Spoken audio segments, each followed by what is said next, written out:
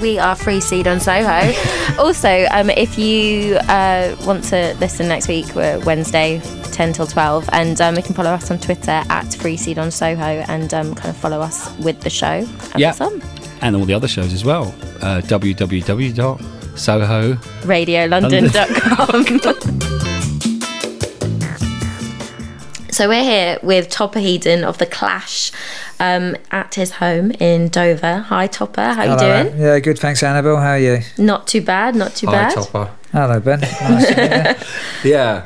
So I went down to the audition for The Clash, and on the way down there, they were on the front of the NME, the three of them, Mick, Joe and Paul, and I went, oh, yeah, they're famous. You know, this is the break I've been waiting for. Yeah. So I went down to audition for them. I stopped at the Camden kiosk, and I wanted to buy 10 number 6, and I gave the guy a fiver. He said, I'm not changing that. So I said, oh, right. So I picked up a copy of the Topper comic.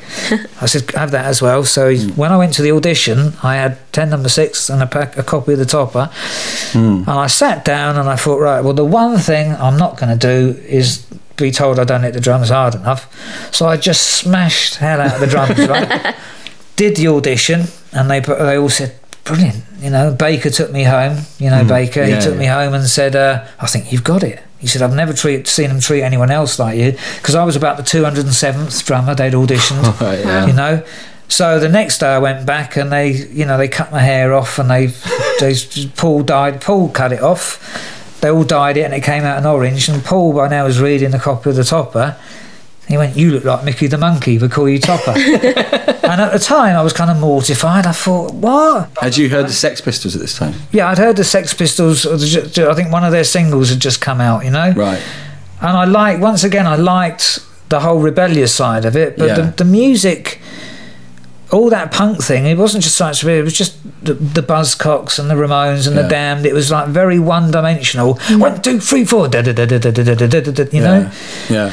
But did you not sort of see his punk as it? I suppose maybe this is something that people see in hindsight, that it was a rebellion, not only just against rebelling for rebelling's sake, but it was a rebellion against all the prog rock self-indulgence, massive albums. Yeah, which was great, you know, because you were like looking at Pink Floyd albums where they thought it was great to show all their equipment on, I think it was Amagama or some album, and it was all about, look what we've got. Yeah, look, you know, and you never got to meet them. They didn't have any community. They flew in by helicopter to do festivals, and they flew out again, and it was so self-indulgent, that music. And not even, don't forget, I'd come from a jazz thing, and so I knew what good musicianship was, and what they were doing wasn't great musicianship. It was just dressed up as, oh, we're so clever, you know. And it was, they were good, but they, you know, once you listen to Buddy Rich, Carl Palmer's not a great drummer when you've listened to Buddy Rich. Keith Moon, you know, was a good showman.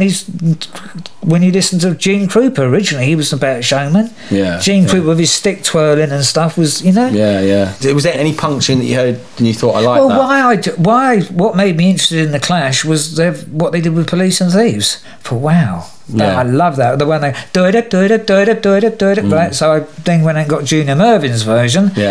And started talking to Paul and started getting into reggae, because I'd never played reggae before. So that was Paul, that introduced you to reggae. Junior, Police and Thieves, and Paul, Joe and Mick, basically, but especially Paul.